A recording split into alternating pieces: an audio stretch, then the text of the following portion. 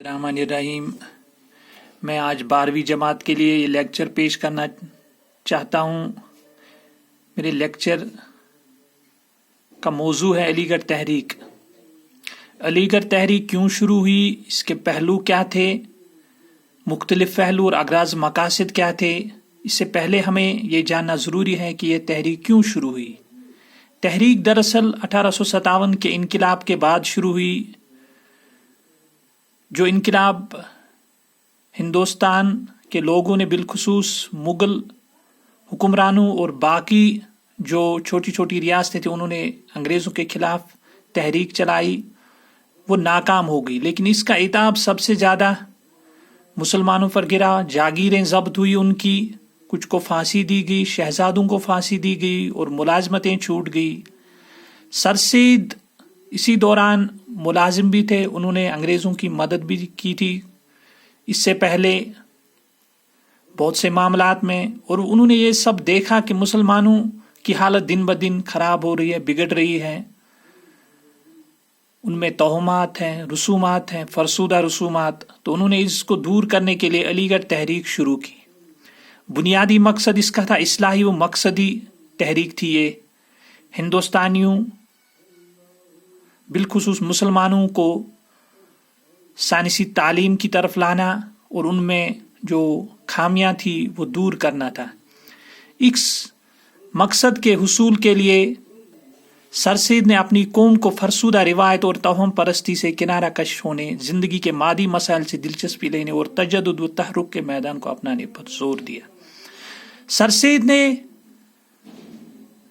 دنیا میں رہنے اور دنیائی معاملات سے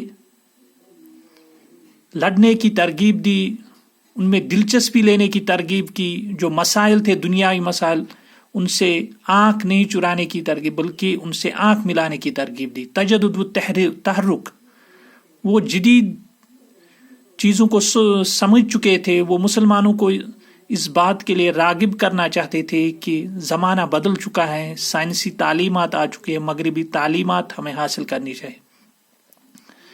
سر سید لیکن قدامت پرستی یا روایت پرستی کے اتنے منکر نہیں تھے جتنا کہ کہا جاتا ہے، بلکہ وہ دونوں کے بہترین امتزاج کے قائل تھے۔ انہوں نے روایت سے کچھ قدریں بھی لی اور نئی قدروں کا استقبال بھی کیا۔ انہوں نے مسلمانوں کی روشن ماضی سے عظمت و رفت کا تصور حاصل کیا، لیکن اس تصور میں رنگ آمیزی مغربی علوم سے کی۔ وہ مغربی علوم کے بہت بڑے مداح تھے اور چاہتے تھے کہ مسلمان بھی مغربی علوم حاصل کریں۔ 1857 کے بعد سر سید نے ایسے امور سر انجام جن سے عوام خاص کی توجہ ان کی طرف شروع کر دی۔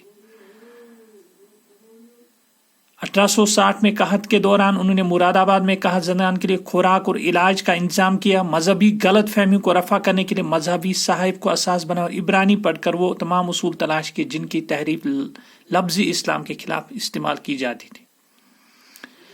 اس دور میں سر سید کے دو اہم کارنامے غازی پور مدرسہ اور سائنٹیفک سوسائٹی کا قیام ہے۔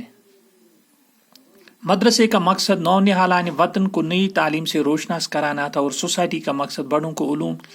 سر سید نے اپنی علمی اصلاحی مقصد کے حصول کے لیے سائنٹیفک سوسائٹی کا قیام عمل میں لایا، جس میں مختلف کتابوں کے ترجمے شائع ہوتے تھے، مضامین شائع ہوتے تھے مختلف علوم پر۔ انگریزی تعلیم چونکہ مذہب کے خلاف تصور کی جاتی تھی، اس لیے اس سوسائٹی نے علمی اور تاریخی کتابوں کو اردو زبان میں منتقل کرنے کا منصوبہ بنایا۔ ہندوستان میں دہلی کالج کی ورنیکولر سوسائٹی نے اس دوررس نتائج پیدا کیے تھے۔ مسلمانوں کی نشاندہی کے سر سید یہی اہم کردار سائنٹیفک سوسائٹی کے ذریعے سر انجام دینا چاہتے تھے، اور اس منصوبے پر انہیں اتنا اعتماد تھا کہ جب سر سید غازی پور سے علی گڑھ تبدیل ہوئے تو انہوں نے سوسائٹی کا دفتر بھی وہاں منتقل کر دیا، اور مختصر سے عرصے میں مختلف علوم و فنون کی 40 کتابیں اس سوسائٹی میں ترجمہ ہوئی۔ علی گڑھ سائنٹیفک سوسائٹی کا قیام معنوی طور پر علی گڑھ تحریک کا نقطہ آغاز تھا۔ یہ اتنا بڑا قدم تھا کہ ملک کے طول و عرض میں متعدد ادارے علی گڑھ سائنٹیفک سوسائٹی کے طرز پر قائم ہوئے۔ اس کے بعد انہوں نے مختلف رسالے نکالے، مضامین لکھے مختلف اخباروں میں۔ یہ علی گڑھ تحریک کی جو مختلف جہات ہیں یہ انہی کا حصہ ہے، چاہے وہ سائنٹیفک سوسائٹی ہو، چاہے وہ تہذیب الاخلاق کی اشاعت ہو، یا باقی مضامین لکھنا، اور مختلف ادیبوں مصنفوں جیسے حالی، شبلی، مولوی ذکا اللہ، نذیر احمد، ان سے مدد لینا، ان سے تخلیقات لکھوانا، ان سے مضامین لکھوانا، یا ناول یا جو نظمیں انہوں نے لکھوائی جدید تقاضوں کے تحت، تاکہ سوئی ہوئی قوم جاگ سکے. تو یہ اسی کا حصہ ہے، دراصل علی گڑھ تحریک کا حصہ یہی ایک علی گڑھ تحریک ہے.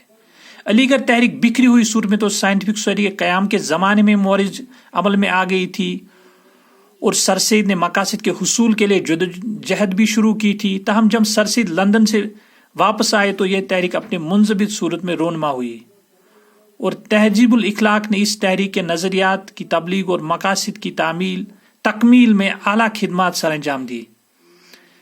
اس میں مختلف مضامین چھپتے تھے، سائنٹیفک، سیاسی، سائنس پہ مضامین چھپتے تھے، سیاست پہ، اقتصادیات پہ، اکنامکس پہ مضامین چھپتے تھے، اور مسلمانوں کو نئے علوم سے روشناس کیا جاتا تھا. علی گڑھ تحریک نے ہندوستان کے عام دور بیداری کو وسیع تر اور مضبوط تر بنا، اور اس تحریک کو مضبوط تر بنانے میں تہذیب الاخلاق نے نشر و اشاعت کا اہم فریضہ انجام دیا. علی گڑھ تحریک نے اس نقطے کو واضح کیا کہ انگریزی تعلیم اسلام کے بنیادی نظریات پر اثر انداز نہیں ہو سکتی، چنانچہ فقہ اور فلسفہ کے ساتھ ساتھ اس تحریک نے اسلام کی تفہیم میں عقلی نقطہ نظر بھی استعمال کیا، اور اس کی حقانیت کو ایک نیا ثبوت فراہم کیا. دراصل حقانیت سے مطلب کہ اس کو ایک اعتبار بخشا کہ یہ کیوں ضروری ہے. یہ علی گڑھ تحریک، علی گڑھ تحریک نے سر سید کے مذہبی افکار سے نہ صرف داخلی قوت حاصل کی بلکہ تنگ نظری، تعصب اور انتشار کو بھی کم کیا. جو رسومات تھی، مذہبی رسومات، بیجا رسومات تھی، توہمات تھے مسلمانوں میں خاص کر، ان کو موضوع بنایا. سر سید نے اپنے مضامین میں، تہذیب الاخلاق میں چھاپی، باقی رسالوں میں، باقی کتابیں لکھی، اور ان میں ان مسائل پہ بات کی تاکہ مسلمان جو ہے اس تعصب، اس تنگ نظری، انتشار سے باہر نکل سکے. علی گڑھ تحریک کا دائرہ صرف علی گڑھ تک ہی محدود نہیں تھا، بلکہ یہ سارے ہندوستان کے مسلمانوں کی ترقی و بقا کے لیے مصروف عمل تھی. اس طرح وقار الملک نے اس حوالے سے جو باتیں کہی ہیں، علی گڑھ تحریک کا ایک اور بڑا مقصد اردو زبان ادب کا فروغ تھا، کیونکہ اردو کو مسلمانوں کی زبان قرار دیا گیا تھا، اور سر سید نے اردو کی اس نئی حیثیت کو قبول کیا اور ہند اسلامی تہذیب کے اس شینی ثمر کو تحفظ پہنچانے جدوجہد شروع کی. مختلف اس سے پہلے نثر جو تھی مکفہ مسجع نثر تھی، مشکل نثر تھی، اور سر سید نے ایسے مضامین آسان زبان میں لکھوائے تاکہ عام لوگوں تک بات پہنچے آسانی سے. نظمیں لکھوائیں، شاعری لکھوائی. تو یہ علی گڑھ تحریک کا جو اصلاحی پہلو تھا وہ صرف اصلاحی رہا، پھر وہ ادبی مقاصد کی تکمیل کے لیے بھی بارآور ہوا. علی گڑھ تحریک نے مسلمانوں کی پسماندگی کو سیاسی انداز میں دور کرنے کی کوشش کی، اور مدرسہ علوم کے ذریعے ان کی بصیرت کو بدرجہ اتم بڑھایا. تہذیب الاخلاق کے ذریعے ذہنی انقلاب کی راہ ہموار اور تراجم کے ذریعے ان علمی خزانوں کو مسلمانوں کے گھروں میں پھیلا دیا جو پہلے یورپ کے کتب خانوں میں مدفون تھے.